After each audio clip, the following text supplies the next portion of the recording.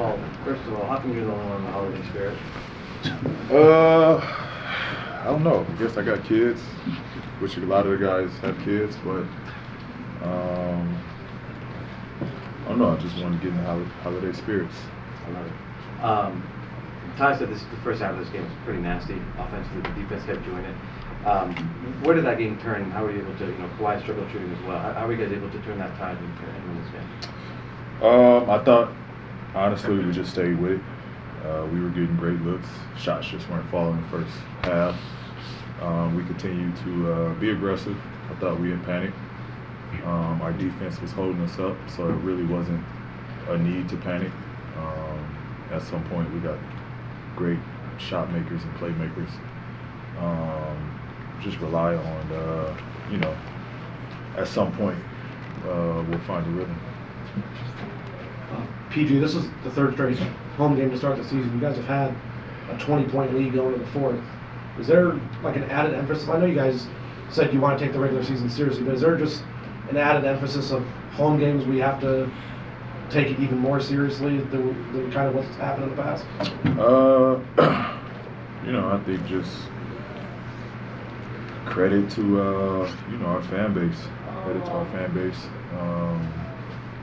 We here at Clipper Nation, and it's on us to come out and play hard and control what we control when we step in between those lines. So,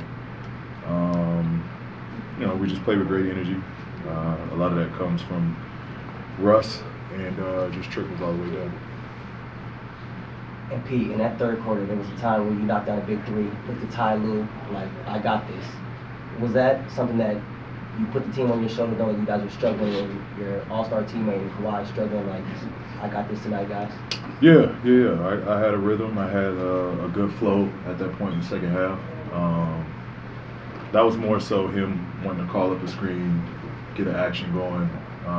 But I don't like, low clock. I don't like screens coming up, doubles happen, at that point, let me play him one-on-one on top, and,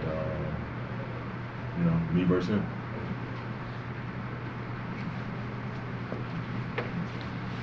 Pete, I wanted to ask you about, your counters. When you feel like your counters got the way it did, and you have this reverse snatch, you lose defenders on that every time when you get downhill. Just talk about the reverse snatch too as well. Yeah, I broke it down on that clip with Jabari.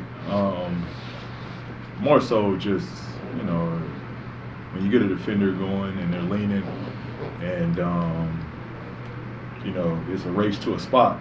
They beat me to that spot. I kind of can get a feel based off of their momentum and just being able to stop on a dime, I guess, which creates space for me. I know a lot of people say I push off. It's really not a push off. It's just, good breaks. I think just the ability to win the race to a spot and then stop on a dime creates that space for me. Why do you feel like people say it's a push off? Because you keep your shoulder in tucked in. You don't ever really extend it. It just looks like it because you get contact with it too as well. Absolutely. And I teach it to a lot of guys, a lot of young guys. It's more so the shoulder, dropping the shoulder. That's what creates the separation. It's not even the elbow. It's just me dropping my shoulder down, which creates the space. And then I just take the space that I created and step back from it. That's one more. Paul, I remember this time last year, season opener, you guys played the Lakers. Russ missed every shot, played hard, but missed every shot. You still was, his joy wasn't there. Obviously, that February, you advocated for him to be here. He's still here. What was it about his time with the Lakers that you saw that the player was still there, even if the performance, the numbers weren't quite matching up, the narrative wasn't quite matching up? He just did it. He just did it in Washington. No one was saying none of this when he was in Washington. And he goes to the Lakers and completely, he's done, he's this, he's washed, he's, just all these narratives started to float around, and he literally just was the same player that he is with us, with Washington. he had a great stretch in Houston right after Oklahoma. And so I just knew he still had it. Like, that was still in him. But being on his side and his teammate in Oklahoma, I just the way he plays the game is just,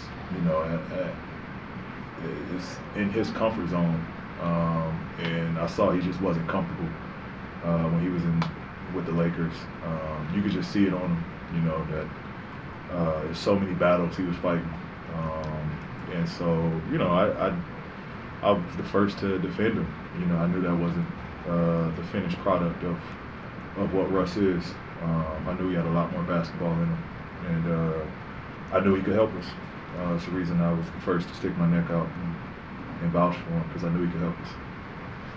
Thanks, PG.